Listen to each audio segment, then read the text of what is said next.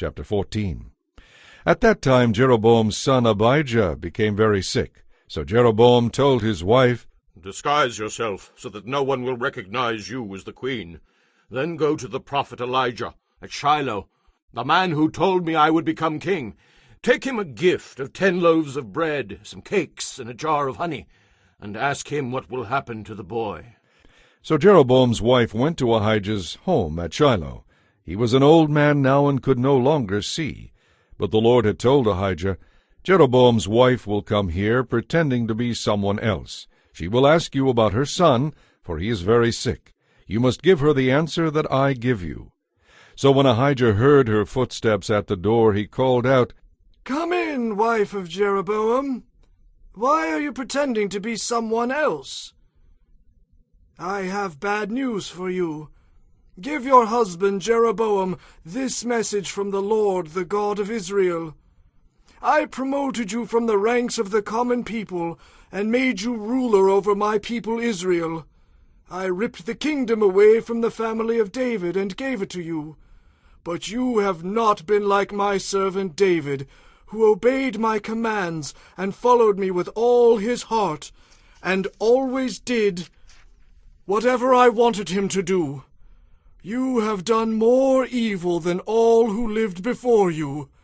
You have made other gods, and have made me furious with your gold calves. And since you have turned your back on me, I will bring disaster on your dynasty, and kill all your sons, slave or free alike. I will burn up your royal dynasty, as one burns up trash, until it is all gone. I, the Lord, vow that the members of your family who die in the city will be eaten by dogs, and those who die in the field will be eaten by vultures." Then Ahijah said to Jeroboam's wife, "Go on home, and when you enter the city, the child will die. All Israel will mourn for him and bury him. He is the only member of your family who will have a proper burial. For this child is the only good thing that the Lord, the God of Israel, sees in the entire family of Jeroboam. And the Lord will raise up a king over Israel who will destroy the family of Jeroboam. This will happen today, even now. Then the Lord will shake Israel like a reed whipped about in a stream. He will uproot the people of Israel from this good land that he gave their ancestors, and will scatter them beyond the Euphrates River. For they have angered the Lord by worshipping Asherah poles. He will abandon Israel because Jeroboam sinned, and made all of Israel sin along with him."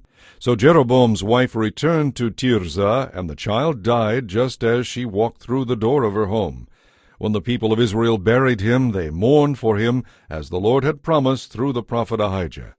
The rest of the events of Jeroboam's reign, all his wars and how he ruled, are recorded in the book of the history of the kings of Israel. Jeroboam reigned in Israel 22 years. When Jeroboam died, his son Nadab became the next king. Meanwhile, Rehoboam, son of Solomon, was king in Judah. He was 41 years old when he became king, and he reigned 17 years in Jerusalem, the city the Lord had chosen from among all the tribes of Israel as the place to honor his name. Rehoboam's mother was Naamah, an Ammonite woman. During Rehoboam's reign, the people of Judah did what was evil in the Lord's sight, arousing his anger with their sin, for it was even worse than that of their ancestors. They built pagan shrines and set up sacred pillars and Asherah poles on every high hill and under every green tree. There were even shrine prostitutes throughout the land. The people imitated the detestable practices of the pagan nations the Lord had driven from the land ahead of the Israelites. In the 5th year of King Rehoboam's reign, King Shishak of Egypt came up and attacked Jerusalem. He ransacked the temple of the Lord and the royal palace and stole everything, including all the gold shields Solomon had made. Afterward, Rehoboam made bronze shields as substitutes, and he entrusted them to the care of the palace guard officers. Whenever the king went to the temple of the Lord, the guards would carry them along and then return them to the guard room. rest of the events of Rehoboam's reign and all his deeds are recorded in the book of the history of the kings of Judah. There was constant war between Rehoboam and Jeroboam. When Rehoboam died, he was buried among his ancestors in the city of David. His mother was Naamah, an Ammonite woman. Then his son Abijam became the next king.